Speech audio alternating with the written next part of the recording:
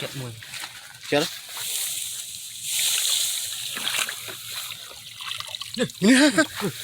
Đây, nó đông kia. Ôi nào.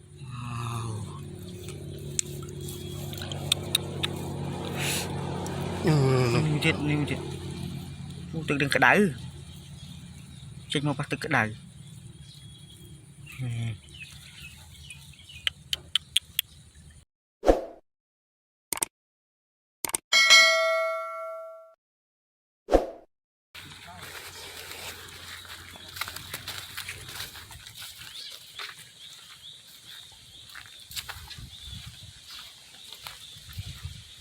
Mơ rồi anh miền đấy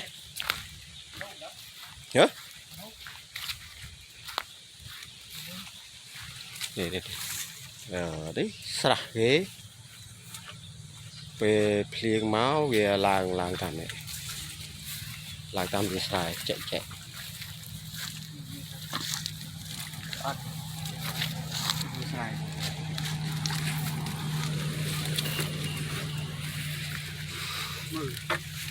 mơ ấy đa mơ kiên mới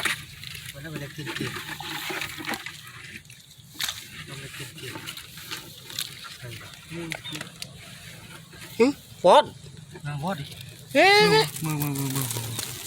đi vót ô miền men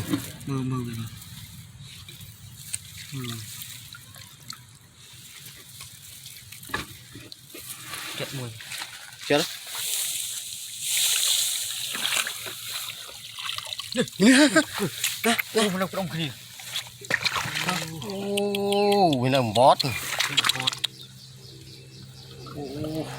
xa ra oh my god Mình mệt khơi mình. về tật về lọ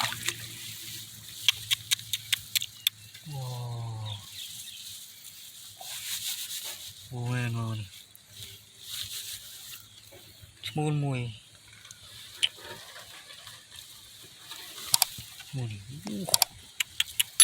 Men mờ. Wow. xa ra lạ xì chua đấy vô lạ xì Đang cái sài đang cái bồ. Mình mồi. xa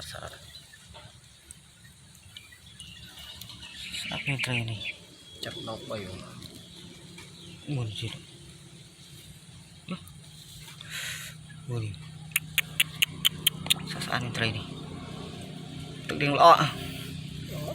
mơ việc sạch khơi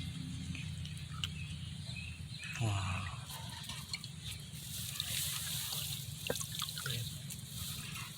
Một tiết à? mơ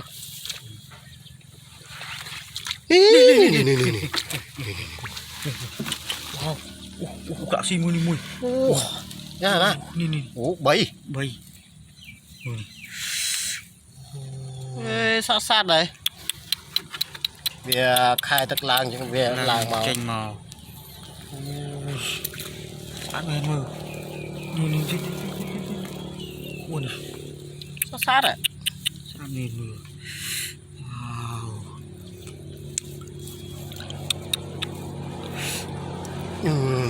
Níu chết. Tự đừng cái đáy. Chết mà bắt tự cái đáy.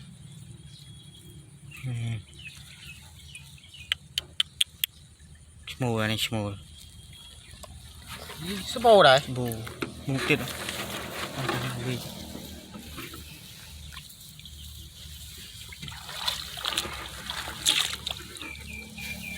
Mù tiết. Vừa tam độc bắn á. vậy Nè.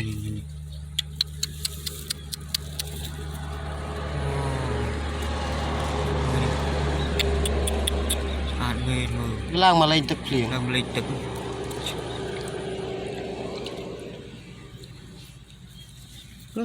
Cái lăng. Cái lăng đây. vậy mà thế nữa Nè. nè Ô nè. nè Nè. Nè bù sò. Bù sò tiến. Nè mùi. nè mà cu điệt ผู้โซ โบ้ไง นี่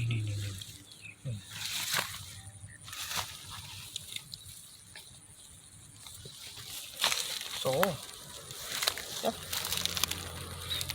ผู้โซchứ tràn mày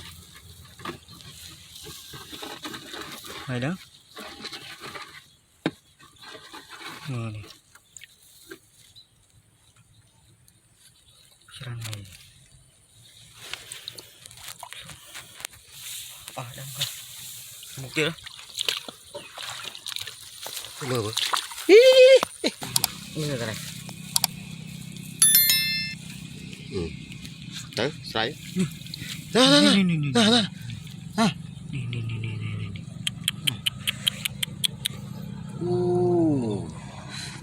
bù lên sạt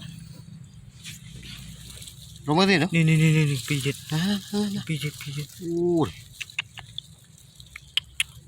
wow việc trồng chlong thao long ô một sọ sạt này thao lấy khai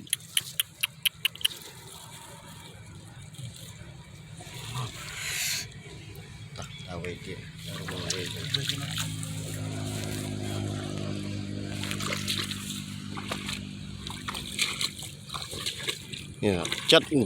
chất nó mục mà trên bị chìm cái này miền này